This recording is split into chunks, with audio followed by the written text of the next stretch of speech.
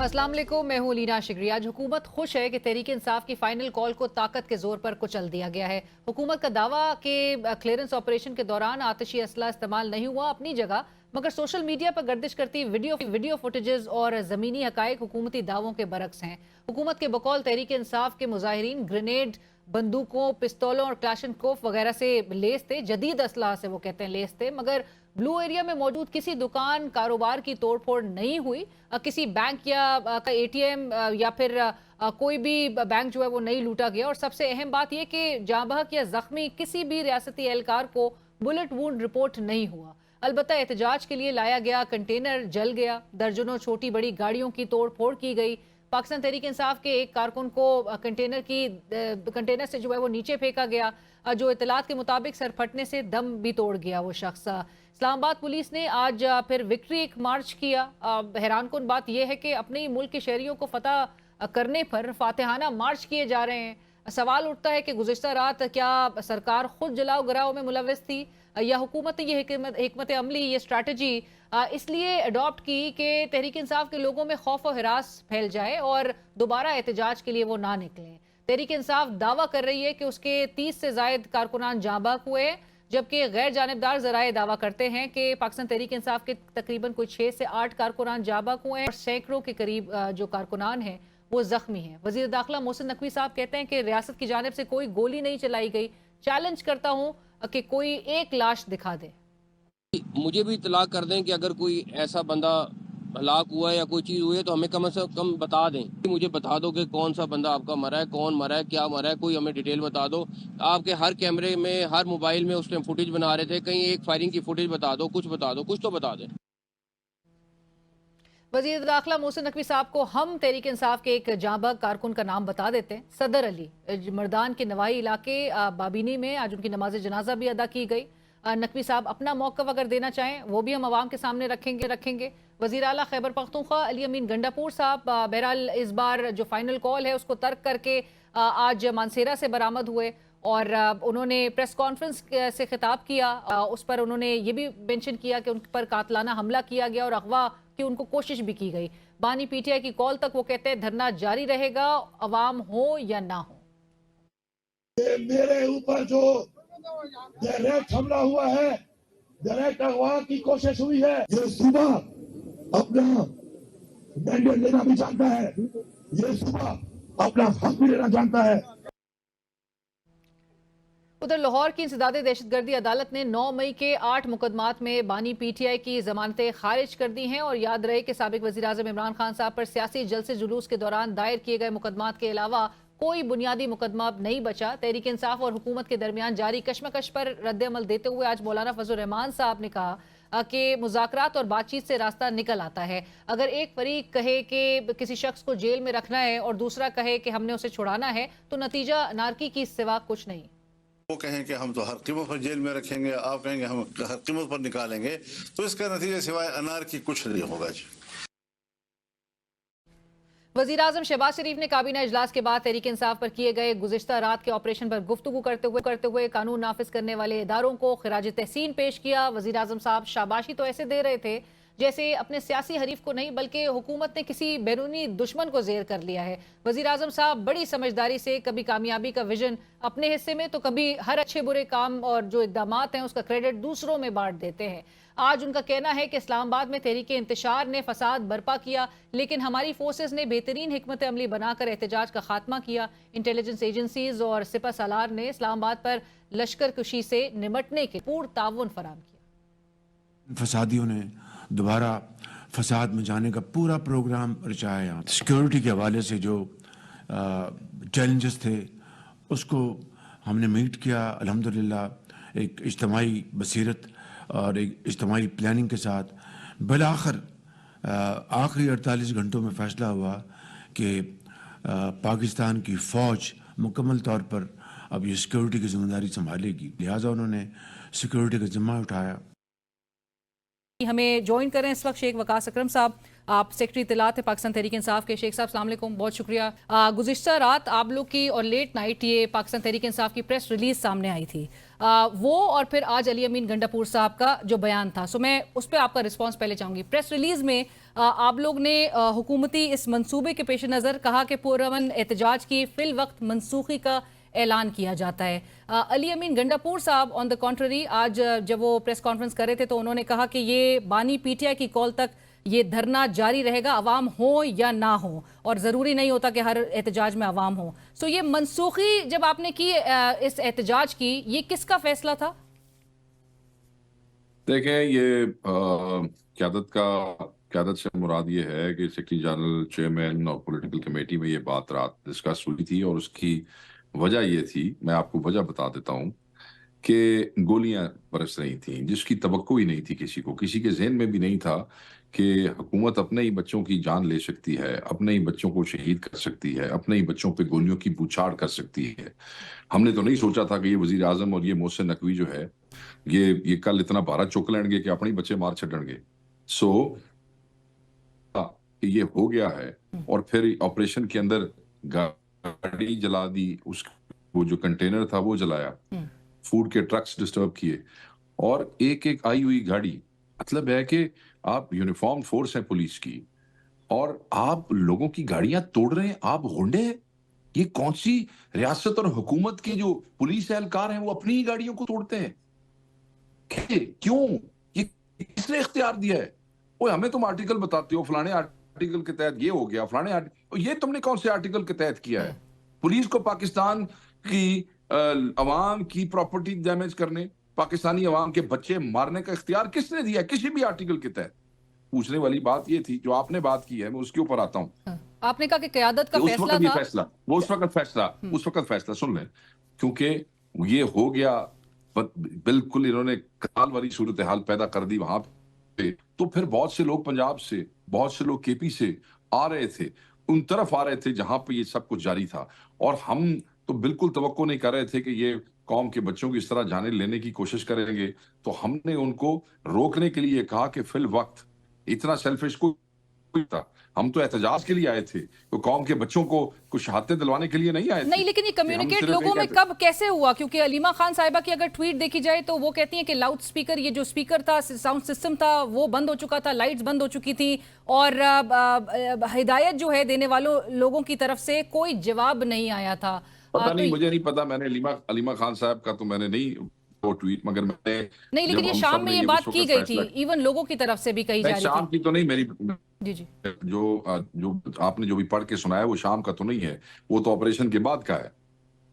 नहीं, ऑपरेशन के बाद नहीं, लोग तो वहां से मुंतशिर हो चुके थे 11 सवा 11 बजे तक ही, जब ये ऑपरेशन लॉन्च हो चुका था। देखें, ऑपरेशन जिस वक्त हुआ, जिस वक्त ये गोलियां चलनी शुरू हुई, जिस वक्त आग लगाई गई, जिस वक्त ये तोड़ी गई हर चीज, बंदे मुंतशिर हो चुके थे।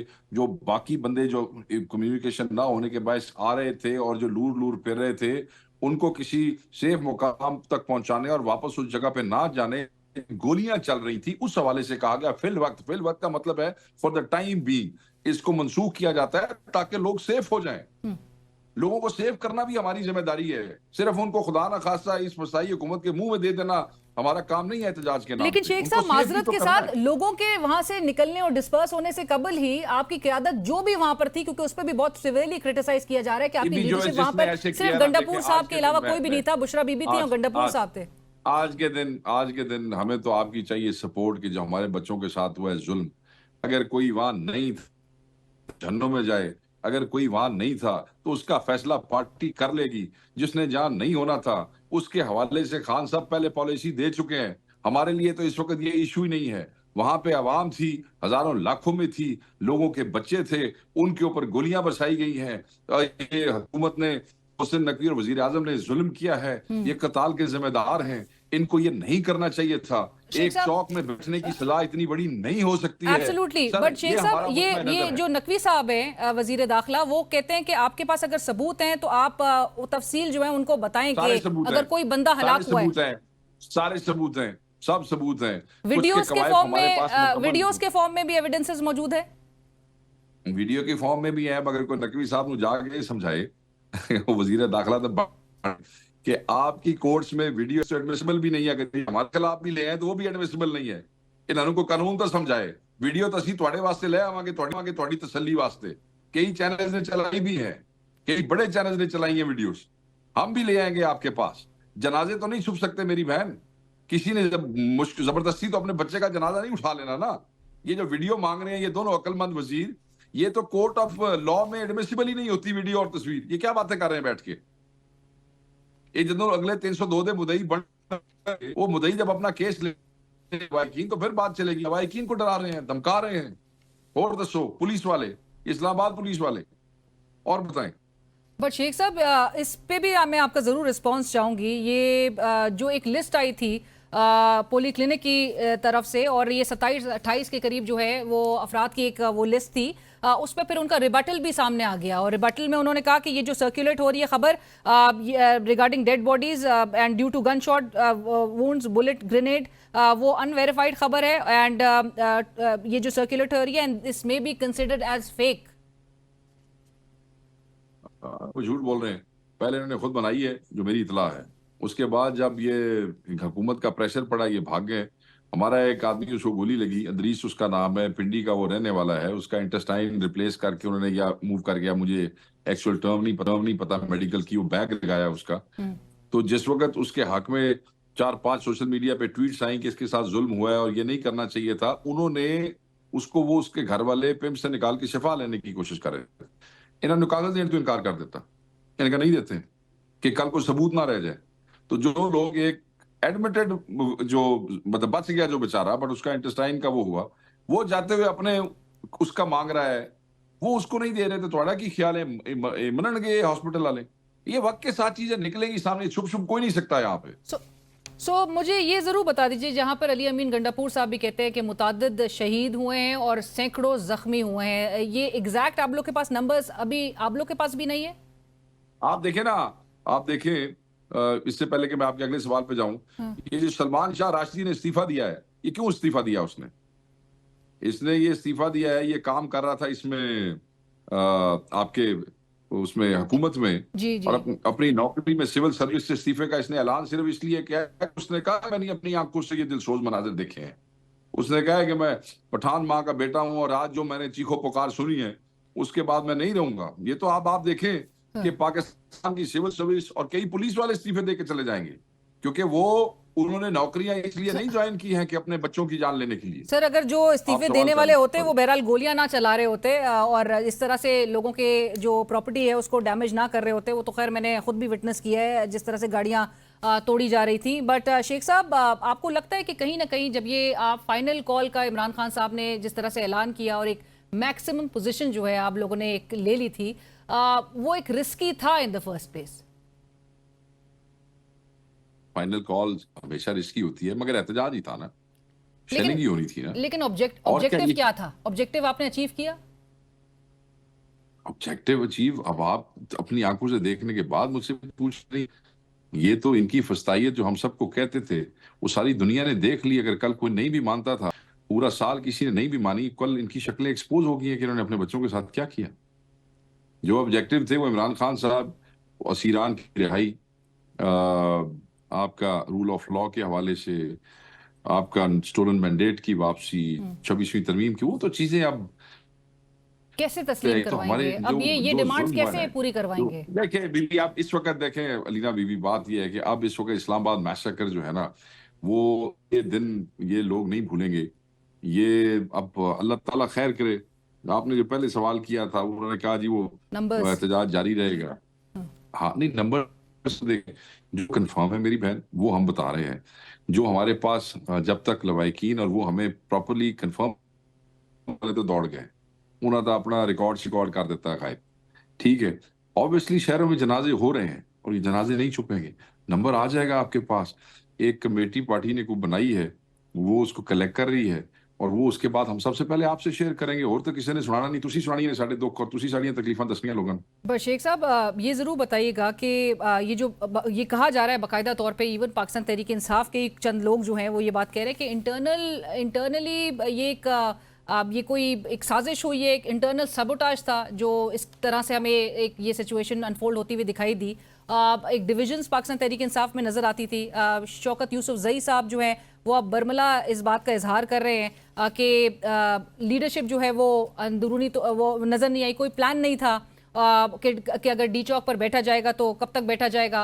आपके सामने बैरिस्टर मोहम्मद अली सैफ साहब की भी स्टेटमेंट होगी कि जिन्होंने कहा था कि इमरान खान साहब संजानी के मकाम पर अग्री कर गए थे, लेकिन बुशरा बीबी साहिबा ने कहा था कि डी चौक से तब्दील नहीं करना मकाम। ये फजूल बात है, प्लान नहीं था। मैं तो अपने लोगों के मुंह से ये तवक्को इसलिए नहीं करता हूँ कि 2 हफ्ते तो थोड़े टीवी चैनल्स दे उत्ते पिट के सारे कह रहे हैं कि जनाब आपने जाना है, और जो पुरअमन तरीके से बार बार पुरअमन का लफ्ज़ इस्तेमाल हो रहा था और कह रहे थे कि वहां जाके सिटन करना है। अगर किसी को नहीं पता था तो बड़ा लाइल्म और बेवकूफ आदमी है, मैं तो उसका कोई इलाज नहीं कर सकता। नहीं, लेकिन आप जितना इमरान खान साहब को जानते हैं, आपको क्या लगता है वो डी चौक की अपनी उस कॉल से पीछे हटे होंगे? मैं तो जी मेरी बहन, मैं कोई अजम्पशन पे बात नहीं करूंगा। आज हम जिस नहज पे और मौके पे खड़े हैं, नो अजम्पशंस। मतलब पाकिस्तान तहरीक इंसाफ की क़यादत, और यही खबरें आ रही थी कि मुज़ाकरात जो हो रहे थे हुकूमती साइड और आप लोग की क़यादत के दरमियान शुरू नहीं हुए मेरी बहन, कोई मुज़ाकरात नहीं हुए थे।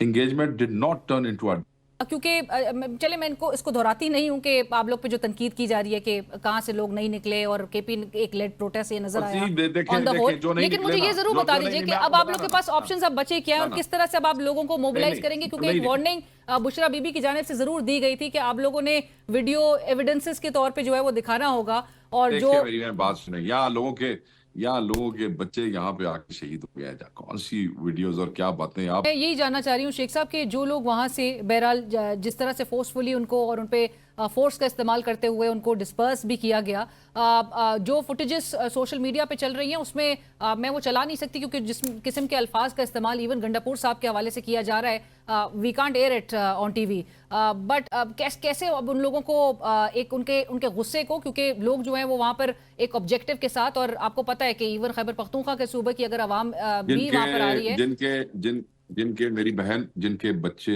जिनके बेटे, जिनके भाई और वो दोस्त काफिलों में आए थे ना, वो वहां पे शहीद हुए, जान खो बैठे या bodily harm of the highest order हो गया, किसी की टांगे देखें, अभी तो पता चलेगा बहुत से लोग गायब हैं, वो किधर हैं। कईयों को ऐसी जगहों पे गोलियां लगी हैं, किसी की टांग काटनी पड़े, किसी की उंगली काटनी पड़े, अल्लाह माफ करे, पता नहीं क्या क्या होगा। ये 1-2 दिन में चीजें सामने आएंगी। तो जब जिनके सामने ये हुआ है, जिन्होंने देखा है, उनके जज्बात तो ऐसे ही होंगे, वो किसी के बारे में भी होंगे, उनके ज़हन में जो पहली बात आएगी वो बेचारे वो बात करेंगे। मगर आप ये देखें कि अली अमीन के ऊपर भी डायरेक्ट उसकी गाड़ी के ऊपर सेशन थी, उसने भी अपने बहुत से ज्यादा दोस्त और ज्यादा बंदे तो केपी से आए थे ना, मेजोरिटी उसके अपने बच्चे उसके अपने साथ के थे। वो केपी वालों का एक बड़ा अवामी सा वो है, उसके सामने जब उसके बच्चों की, उसके लोगों की लाशें गिरी हैं तो उसके जज्बात भी देखे ना, तो बड़ा आसान होता है किसी को भी। मगर हम वर्कर के जज्बात का एहतराम ऐसे वाली कोई बात नहीं, राइट। और शेख साहब ये जरूर क्लियर कर दीजिएगा कि बेचारे कहने दें आप उनको, राइट जायज है जो कहते हैं। हाँ, आप और ये जरूर क्लियर कर दीजिएगा कि धरना इस वक्त तो कोई बहरहाल जारी नहीं है। अब आप अगला जो आप लोग का प्लान ऑफ एक्शन होगा क्या व्हाट नेक्स्ट, क्या ऑप्शंस इस वक्त आप लोग के पास मौजूद है? बैठेंगे, इतना बड़ा नुकसान है मेरी बहन, इतना बड़ा नुकसान है, ये तो पाकिस्तान की तारीख में ऐसा नहीं हुआ प्रोटेस्टर्स के साथ जैसा हो रहा है। बैठेंगे, चीजें कवायफ इकट्ठे कर रहे हैं, देख रहे हैं ये आगे जो तमाशे कर रहे हैं, और तैयार है इस पूरे जहां पर हुकूमत का एक मौकिफ है कि जिस तरह से वो कहते हैं कि आप लोग के मुजाहिरीन शहीद हुए, लेकिन साथ साथ रेंजर्स के एहलकार, पुलिस एहलकार वो भी शहीद हुए, और उसका भी पर्चा वो कहते हैं इमरान खान साहब के खिलाफ जो है मुकदमा होगा। देखें, बात यह है कि जो रेंजर्स थे या जो पुलिस के लोग हैं जो जान से हाथ धो बैठे, जो शहीद हुए, हमें उस पर अफसोस है, वो अफसोसनाक है और बिल्कुल अफसोसनाक है।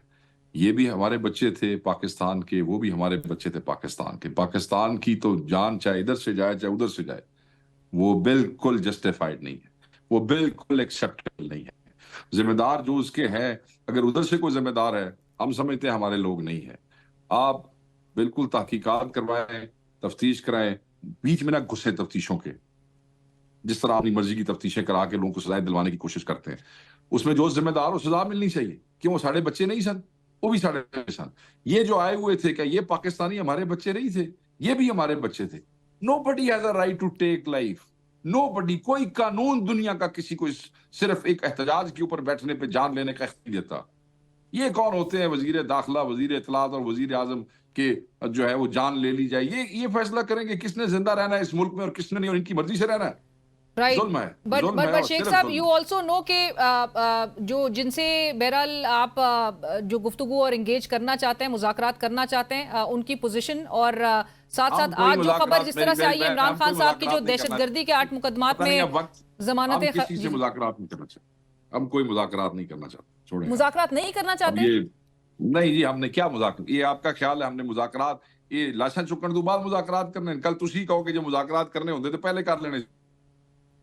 बच्चों के साथ ये किया, उनके साथ बैठ के हमने मुज़ाकरात करने, क्या कह रही हैं आप? हमने अपने लोगों के जख्मों पे नमक छिड़कना है?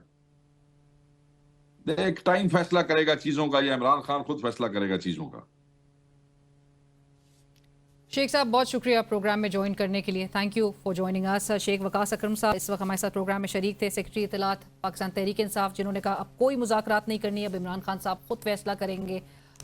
जिस किस्म के हालात नज़र आए और जिस तरह से पाकिस्तान तहरीक इंसाफ कहती है उनके पास तमाम एविडेंसेस, तमाम वीडियो एविडेंसेस मौजूद हैं, जिस तरह की बर्बरियत उनके कारकुनान के खिलाफ जो है रियासत की जानिब से बरती गई, उसके हवाले से उनके पास तमाम सबूत मौजूद हैं। और अब वो किस तरह से लाएमल लेकर अब आगे बढ़ते हैं। इमरान खान साहब बहरहाल शेख वकास अकरम साहब कह रहे हैं कि अब वो खुद डिसाइड करेंगे कि मुज़ाकरात अब नहीं, चूँकि जिनके साथ मुज़ाकरात करने के वो ख्वाहिशमंद थे, कोई मुज़ाकरात नहीं किए जाएंगे। प्रोग्राम में वक्त हुआ एक ब्रेक।